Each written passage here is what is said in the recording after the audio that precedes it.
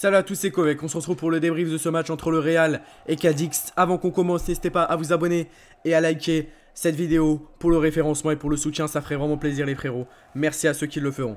Donc voilà, on va débriefer ce match en passant par les tops, les flops, en parlant aussi du but de Toni Kroos, des conséquences au classement et en parlant de l'arbitrage encore qui a été assez moyen et assez bizarre ce soir. Donc voilà, niveau top, je mettrai Toni Kroos les amis, 7 pour moi pour Toni Kroos vraiment qui a fait un très bon match les amis, il a été là pour le but avec cette frappe magnifique, quel missile de Toni Kroos qui envoie ce ballon en pleine lucarne et qui crucifie les Desma. Franchement quel missile de la part de Toni Kroos et bien joué au Real Madrid pour le match qu'ils ont fait. Militao 7, voilà il a marqué. Il a été buteur, mais non seulement pas pour ça aussi, il a fait un très bon match défensivement. Même si dans les 10 dernières minutes, ça a été assez bizarre la défense du Real qui est en train de s'endormir. Hein. Dans les 10 dernières minutes, on va en parler. Et Vinicius 6,5, vraiment incroyable Vinicius. Donc voilà, depuis 2-3 ans, c'est vraiment l'un des joueurs les plus forts de cette planète. L'un des ailiers gauche les plus forts de cette planète, l'un des attaquants les plus forts de cette planète. Il est incroyable Vinicius. Vraiment, ça se voit qu'il est brésilien, ça se voit que c'est la Brasiliano, c'est les Sao, vous m'avez compris les gars, c'est incroyable. C'est un poison pour la défense de Cadix tout le match. Donc voilà, je crois qu'il est passeur décisif pour le but d'Eder Militao sur le centre. Franchement, vraiment super but de Kroos d'ailleurs. Quelle reprise de Toni Kroos qui crucifie en lucarne. Donc avec cette frappe dans la lucarne de Ledesma. Les conséquences au classement maintenant les amis. Le Real reste deuxième pardon. Et se met à 2 points maintenant de retard du Barça. Donc voilà, le Real était à 5 points d'écart du Barça. Le Real maintenant, avec ses 3 points, se met à 2 points d'écart du Barça seulement. Après, voilà, le Real devait réagir après la victoire du Barça face à Osasuna.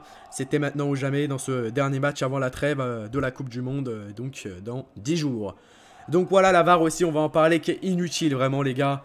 Les arbitres de Liga, ça commence vraiment à me faner, moi, de regarder des matchs comme ça. Ça commence vraiment à m'embrouiller le cerveau, mais d'une façon incroyable.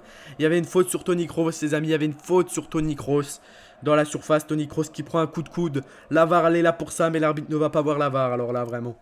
Là, vraiment, la VAR, je me demande elle sert à quoi. Hein. Je me demande elle sert à quoi avec ces arbitres qui veulent trop faire les darons, là, encore une fois. C'est vraiment incroyable. C'est vraiment incroyable, les gars. Ça sert à rien, la VAR, dans ces genres de matchs. À chaque fois, c'est pareil en Liga. Ça devient comme la Liga. Hein. Les arbitres de Liga, vraiment, c'est insupportable. C'est insupportable. Il y avait une autre action aussi quand Vinicius s'est fait bousculer de nombreuses fois par la défense de Cadix. Il a fallu attendre 5-6 fautes sur Vinicius pour donner un premier carton jaune aux défenseurs de Cadix. Franchement, moi, je trouve ça inacceptable. Hein. Je trouve ça inacceptable que l'arbitre n'est pas clément avec le Real, mais il est clément avec les joueurs de Cadix. Voilà, je trouve qu'il y a eu encore une différence de l'arbitre, faite par l'arbitre en tout cas, favoritisme avec Cadix. Hein. Moi je dirais ça, je dirais rien, c'est ce que je doute en tout cas de cet arbitre. En tout cas, le Real a eu peur les amis dans ces 10 dernières minutes. Donc voilà, le Real ne s'est pas rassuré avec le raté de Modric les amis. Quel raté de Luka Modric. S'il n'aurait pas fait ce raté là, franchement je l'aurais mis dans les tops.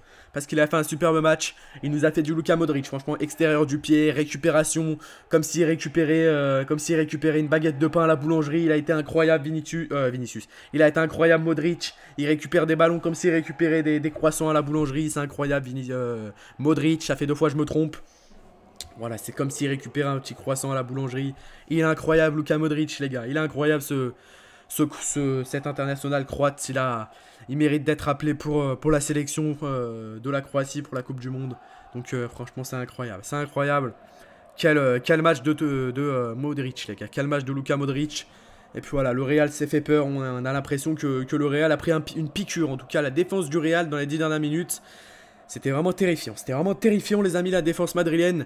Je pense que les supporters madrilènes et les supporters de Cadix sont d'accord avec moi les amis. Le Real s'est fait peur dans les dernières minutes. Luka Modric aurait pu s'en mordre les doigts si le Real s'était fait égaliser. Donc voilà, tant mieux pour le Real a su tenir et le Real a su s'imposer. Voilà, c'était un petit débrief les amis de ce match entre le Real Madrid donc et Cadix. Désolé si je bégaye un petit peu trop dans cette vidéo, je suis fatigué les gars. J'ai enchaîné sur 6 lives d'affilée sur les 6 derniers jours. Donc voilà, j'ai besoin de repos. On se retrouve normalement dans 2 jours pour le prochain live qui sera Marseille-Monaco si je me trompe pas, dans 3 jours du coup. Pour Marseille-Monaco. Voilà, c'était Kovek. Prenez soin de vous. Merci à ceux qui s'abonneront et qui likeront. Merci à ceux qui ont suivi ce match avec moi. Prenez soin de vous. Bonne soirée à tous. Ciao, ciao.